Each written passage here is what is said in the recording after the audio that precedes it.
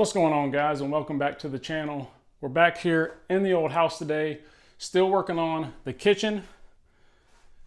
Where we left off, we got the rot and the wall replaced, and on our joist we got the floor kind of re-leveled back up flush with the existing floor, and got the subfloor replaced in these areas. And now got drywall on the wall, got our last coat of mud. So that is looking pretty good. It's not perfect, but once we get that sanded down and painted, it'll all go away. So you can see the outline of where the new drywall is.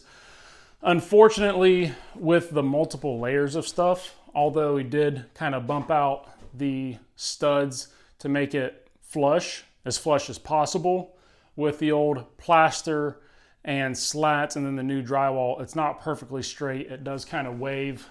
You know, it's thicker on this side than it is over there, and it's thicker, you know, in the middle than it is right beside it.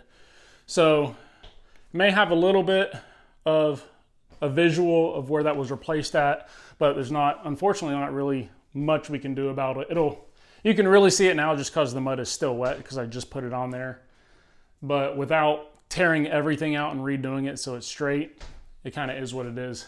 In these old houses, you can look at it, some of the other walls, and see similar things as well. But that'll finish out nice. I mean, the cabinet's going to come out to there anyways, then the range sets in that area, so there's only a small portion that's going to be visible. But today we're actually going to be working on this cabinet. So the cabinet that we pulled out of there, we need to get both ends replaced. So we need to make new pieces here. We need to make new end caps. Need to make a new toe kick. Need to make the divider between the sink base and this other cabinet, which goes right here across. We need to make a new bottom and a new shelf. So there is a lot to be done on this cabinet to get it back ready to put in, but the sides should be easy. We'll just pop these out, trace these on a new sheet of OSB, and cut those out. Not that big a deal. Get any other things to fit, we'll just have to measure and cut and make sure they fit right. So a lot of work on this old cabinet, getting it revamped, ready to be put back in so we can start getting this thing finished up. So let's get to it. So we've got our end piece knocked off, and I just have, this is a piece of 7/16 OSB that we had left over from our house build. So for the end caps and everything on this cabinet, this will be perfectly fine to use. And rather than going out and buying a new piece, I'll just use what we have. So just gonna get this lined up on our two straight edges, just so we can make this uniform. And although we are missing this corner, it's eaten out, busted out, we can use the factory corner on this piece of OSB to give us a square edge. So as long as we line up the bottom and the side of this, then our corner will be good. So we've got it lined up. Then what I like about doing this is, rather than trying to cut out and measure for the toe kick angle, we can just trace this, and we already have the measurement for it. Same thing with trying to just draw out this cabinet on our own. No need to do that when we can use the existing one to make sure it's perfect. And then we'll just flip this over and use it on the other side of the OSB to get the other end of our cabinet. And then here you have the profile of the end cap of the cabinet. So we'll take a skill saw and cut out the long pieces, and then just use the jigsaw to get the corners. Now, one thing you want to pay attention to when we're cutting something like this and cutting on sawhorses is knowing where the sawhorse is underneath your cut. So if we take a look at our cut line, we can see the sawhorse is directly under it. So we do want to make sure that we get the sawhorse adjusted properly so that we don't accidentally cut into it. So now we've got that adjusted so that we're not cutting on it on this cut, nor the long one. So we're good to start cutting.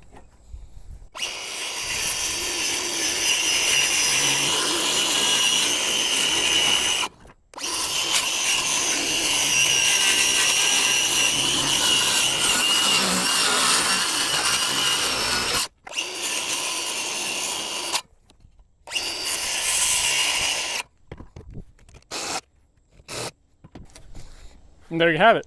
The first side of our cabinet's done. So we'll just do the same exact thing to make the second one.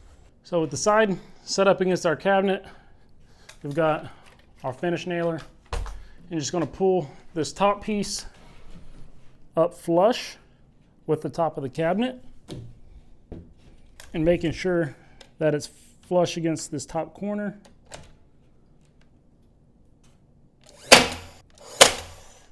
Putting a couple nails in there, and then do the same on the back.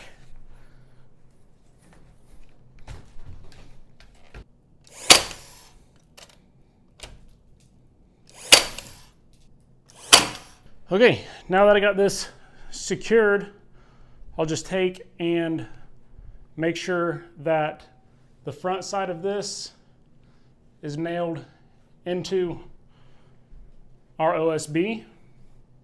And the back sheathing here is what secures the back of this side. So the sheathing, it was fastened to this. So we are going to replace this just to get rid of this nasty spot back there. So I've got the couple nails up there, and I'm just going to make sure that we get this squared away, and we'll get it fastened through the front. And this has now been secured down the front, secured at the top back here. So now I'll just turn this around and do the same thing to replace the other end.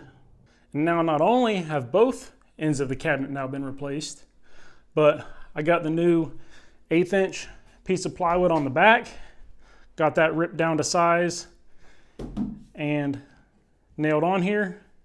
Also got these blocks for the drawers fastened back in.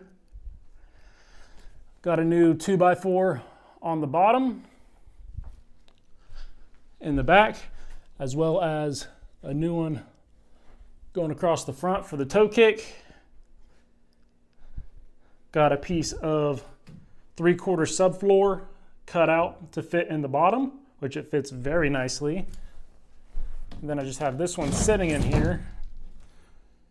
So I've got a support on this side using the old support in the middle for the shelf, and then one screwed in on the other side. So this cabinet's done. Got all the pieces replaced.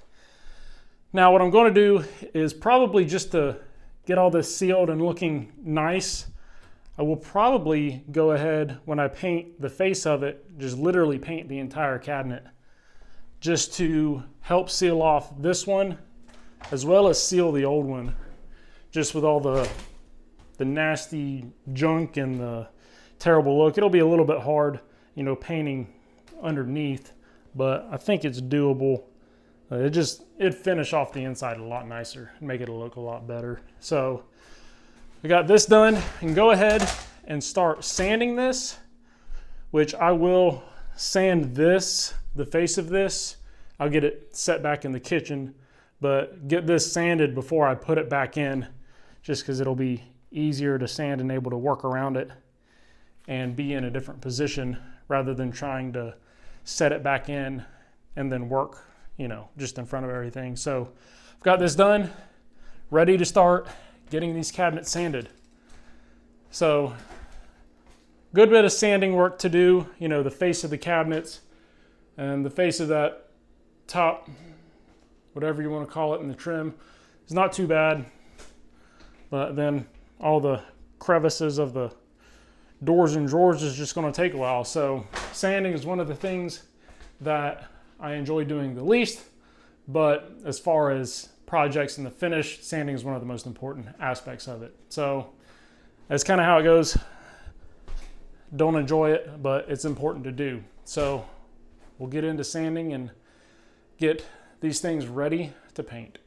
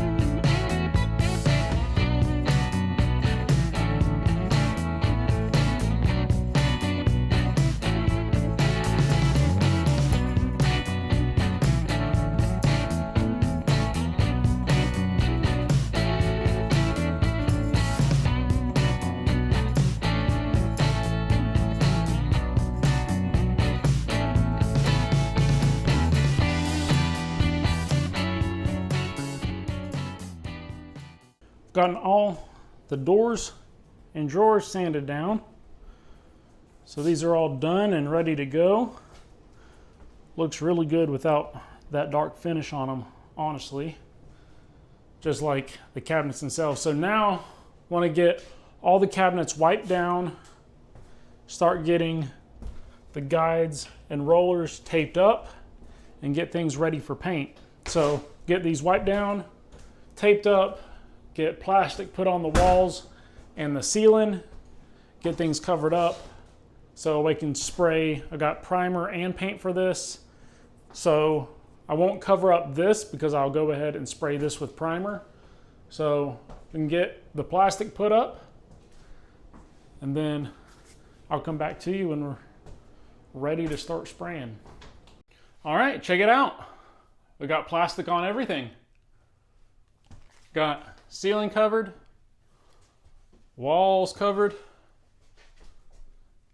fridge and everything wrapped up, and got everything but the drawer faces wrapped. So I'm ready to start painting. But that's going to be in the next video. Going to end it off here so in the next one we can get a full painting video. So everything's looking really good. We're all prepped up, ready to go. All the sanding and stuff turned out really well in this one. So we got a lot accomplished in this video. Got everything back together, reinstalled and sanded down. So I'm happy with the progress and happy with how everything looks. And I'm excited to get these things painted and start putting things back together. So that's it for this one. Thanks for watching. Check out the painting in the next video. You're definitely not going to want to miss it. I'll see you there.